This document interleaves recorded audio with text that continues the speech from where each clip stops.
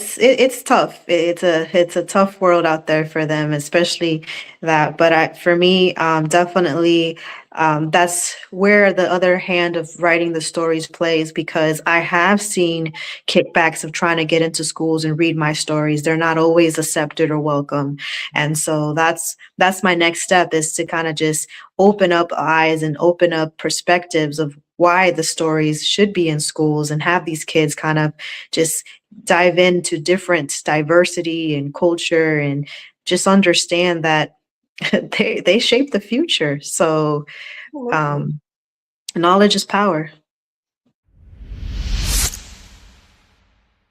But without any further ado, I want you to meet our first place winner. We're going to spend an hour getting to know Miss Shymara Medina.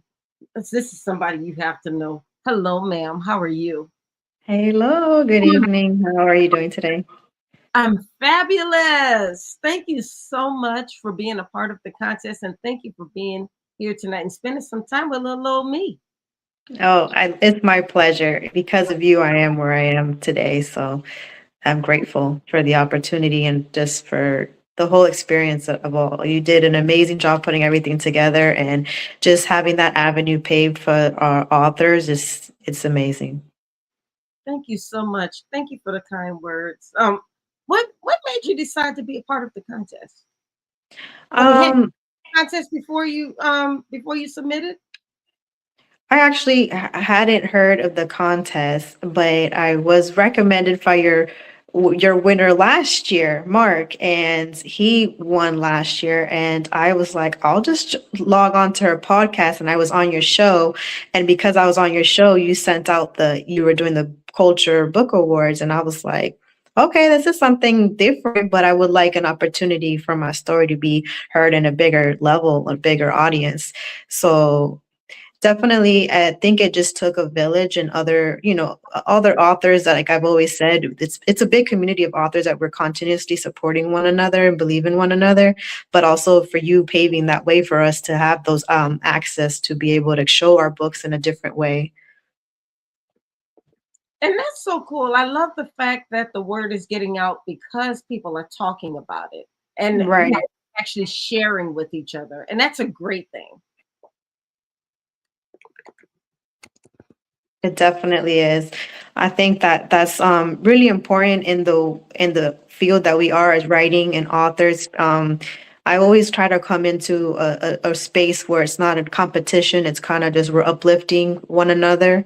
Goes back to just we're all in the same journey. It doesn't matter where our stories are about or where they're going, but at the end of the day, we're trying to just touch people or inspire children or inspire adults, or just kind of just make our stories be heard. Absolutely. Now, this isn't your first book, is it? So I have two children books out right now.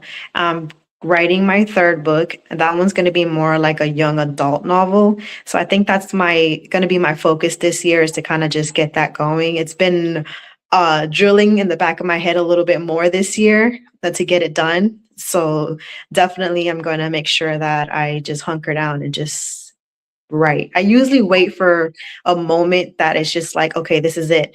Because either other than that, I'll be just writing over and over and tossing pages. So I'm telling you, sometimes we as authors, we sit here and we wait for the stars to align and the planets to align.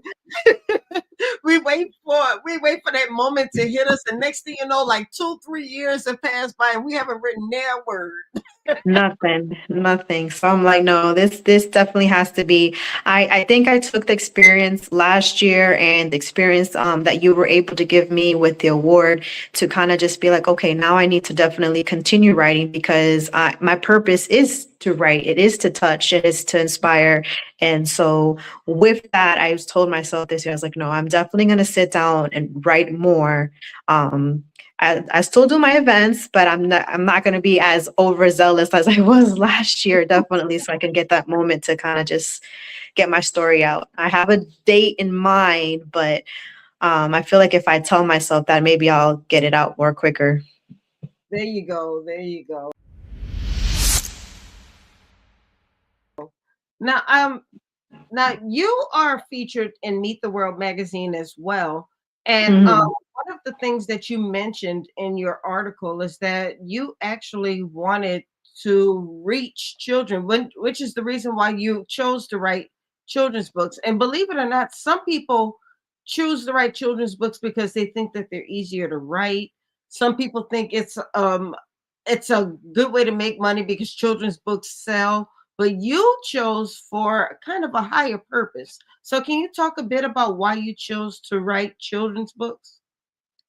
I feel like we've come into an era where technology is more of what kids are given access to versus stories. And I've always wanted to my stories to become real. And it was a tradition I did with my kids during bedtime, but I just make up stories and I'd see them light up, and it created a bond, not only, with the stories, but as parents and with your children. Those are things that I felt that they would look forward to. So I wanted that share that with other children. I wanted them to either feel seen or heard through my stories, or just create those special memories and bonding moments with their family, and just the bedtime routine is just uplifted with stories, and they can sit there with their mom and dad after a long day. Because sometimes as parents, we get caught up with life and we're just like, oh my God. But we don't realize how important it is to spend that quality time with our children that we won't be able to get back. And those things will leave an impression on them, and just to inspire children in general to believe and to know that they do matter, they can be seen, and they're my stories, they can relate to them. And that was a big thing for you, is making sure that you wrote stories that the kids could relate to. Right.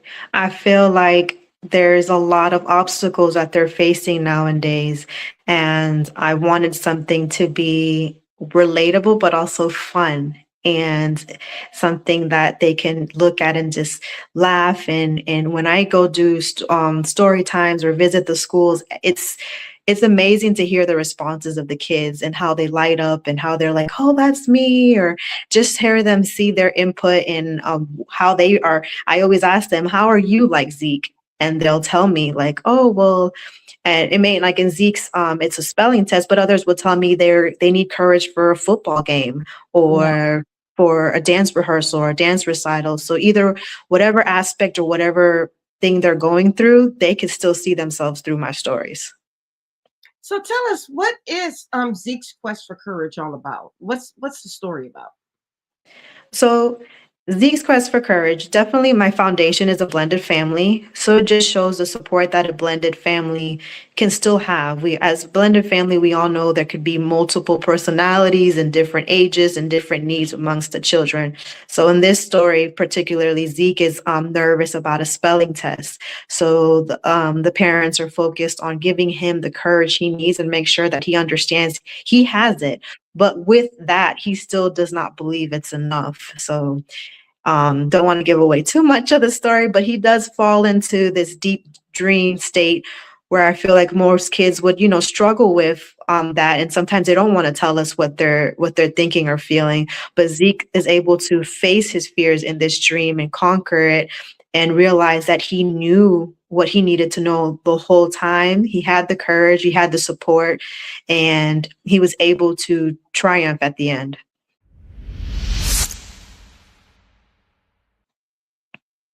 That's awesome. Now, is this something that you saw with your own kids?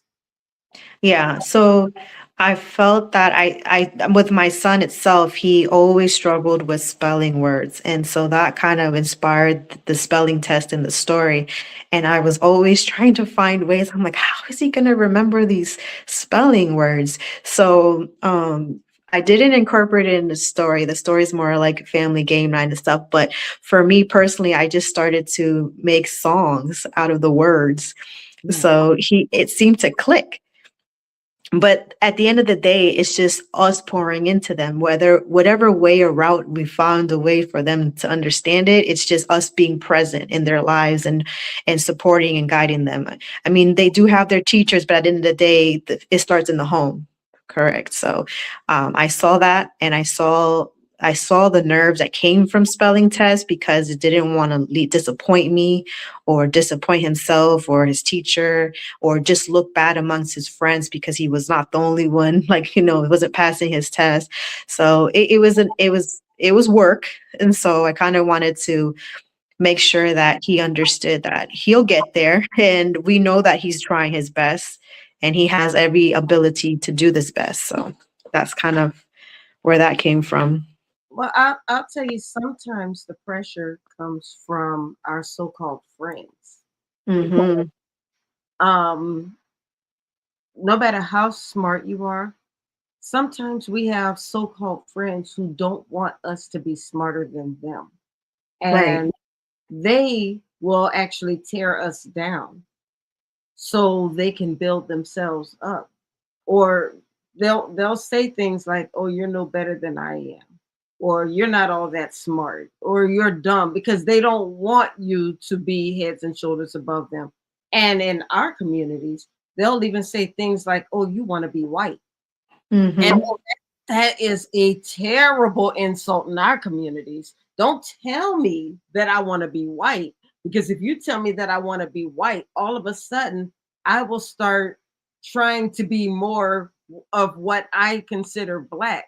And what I consider black sometimes will be to dumb myself down because I want to be accepted in my community. Because how dare I think that being smart is being black? So Right. It's not associated with that exactly, aspect. Hmm. exactly. So, if I'm too smart, then the kids will think that I want to be white. And I remember, I'm never going to forget when the first time I was ever exposed to, at that time, Senator Barack Obama. And he talked about how kids would, and I don't remember his exact words, but he was talking about how kids would sometimes not want to be considered too white, because, they did not want to be considered too smart because they would be considered wanting to be white. So they would often try to, hold back, Hold ease back. Yeah. down. And so I'm glad that now we've kind of gotten past that a little bit, to where now we're actually celebrating our kids for being smart, and we're celebrating our kids for wanting to get ahead, because we weren't doing that at one time. We were No. we were actually making fun of them for wanting to get ahead, or we were actually telling them that they were trying, they were thinking that they were too much, or that they Yeah, were. instilling our own fears into and hindering their growth or progress for the future.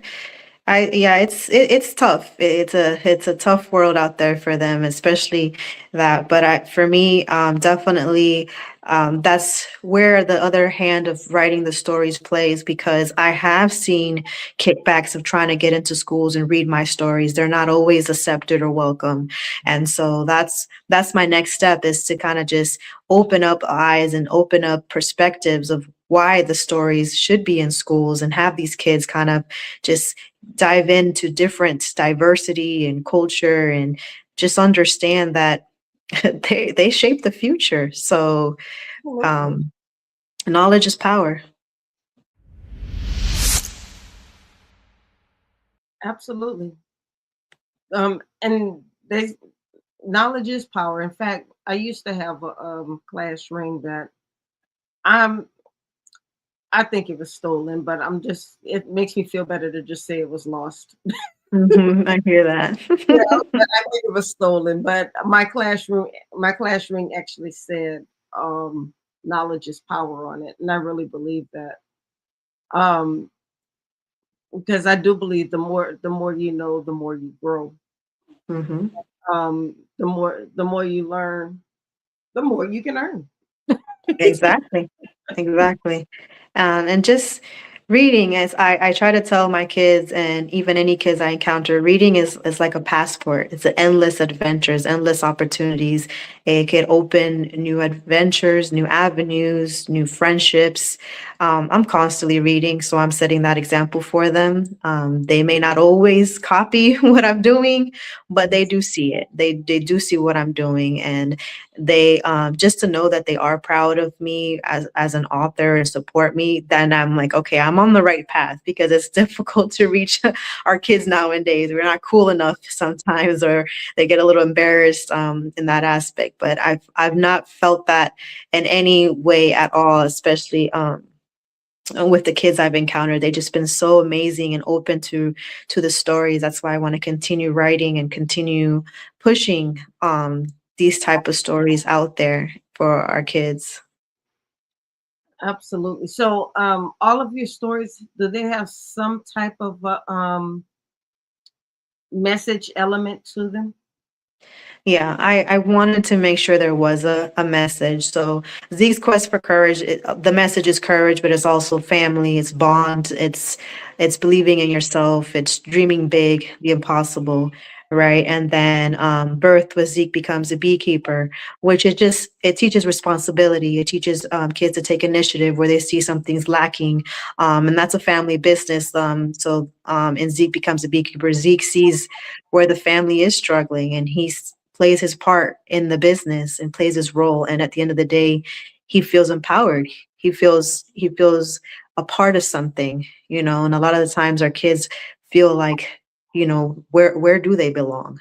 And Yeah. so Zeke becomes a beekeeper, teaches responsibility, teaches them in general just a little bit more about bees, and to treat things with kindness, treat animals with kindness, things that provides support to our food sources and stuff like that. So there's many stories in the story if you look at it that way. But that's my favorite part about writing, is to be able to do a message in a fun way, and be able to inspire kids to just dream the impossible and do the impossible.